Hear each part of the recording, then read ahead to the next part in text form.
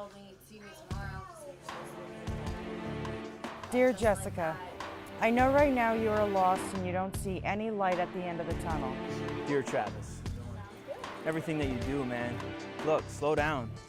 Life isn't always about winning. Your nights of crying and hating yourself will end. One day you will find a peace within yourself that you have never felt before. There's greater things in store for you. Just remember that.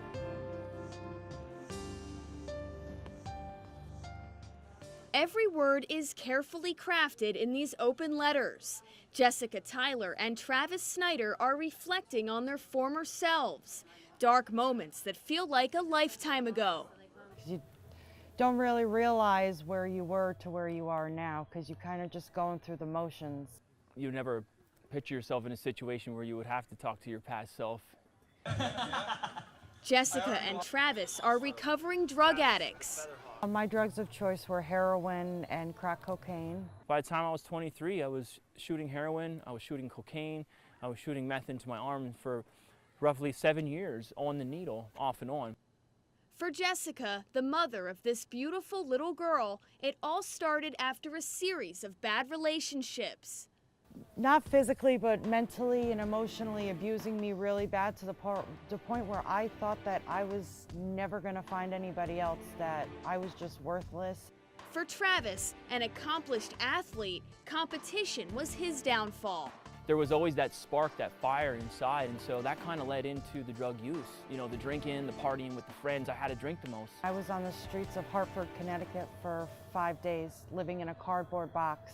In the beginning of February, I was beaten, I was raped, I was forced to prostitute for drugs, and it was then that I came to the realization that if I didn't stop doing what I was doing, I was gonna die. December 22nd, 2011, I was arrested on drug charges and I was locked up in the Schuylkill County Prison.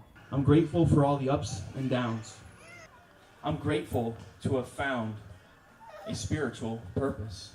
That's when Travis decided to take responsibility for his life. But instead of stopping there, he created an outlet for other people in Schuylkill County to share their own stories. And The Skook Recovers was born. They need to be able to relate. They need to see that, oh, somebody's been there like I've been there. That's the only way that this works. It's a blessing, really, for Schuylkill County.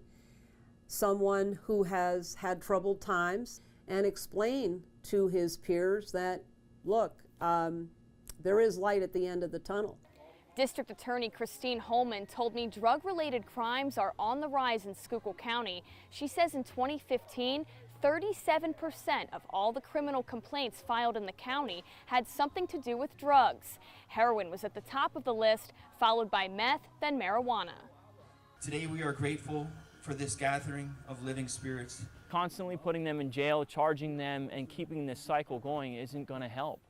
So we need to question what needs to change. The district attorney says Schuylkill County applied for a federal grant to start a drug court, which would help nonviolent offenders come clean, and a long-term treatment center could be coming in the future. I think that would certainly be an alternative to a prison sentence if there was the ability to send someone to a rehab mixed with monitoring and perhaps a short-term prison sentence. Until then, the Skook Recovers, people who have been there, done that, continue to help others overcome their addictions, saving one life at a time.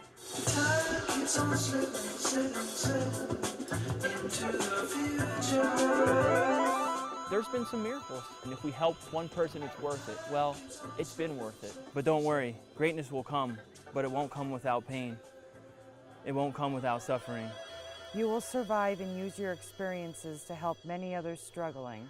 And one more thing, always remember you are worth it. Love, Jessica.